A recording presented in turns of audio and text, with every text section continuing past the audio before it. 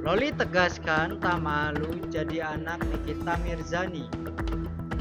Laura Meizani Nezaru Arsi alias Loli tegaskan tak malu jadi anak Nikita Mirzani.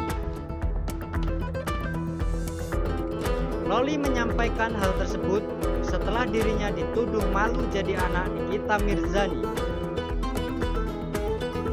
Diketahui, Nikita Mirzani ditahan di Rutan Serang, Banten atas kasus pencemaran nama baik hasil laporan Dito Mahendra.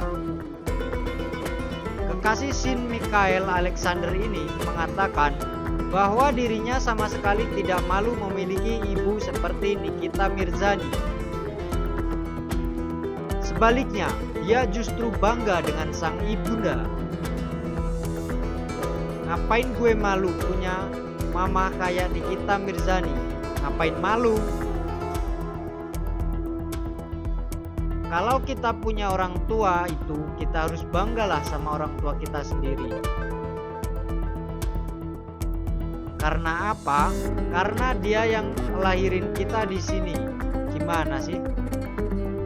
Kata Loli dikutip dari akun TikTok Senin 31 Oktober 2022. Bukan hanya itu, Loli juga mengaku sama sekali tidak malu ibunya. Nikita Mirzani dikenal sebagai artis yang hobi berkoar-koar di media sosial.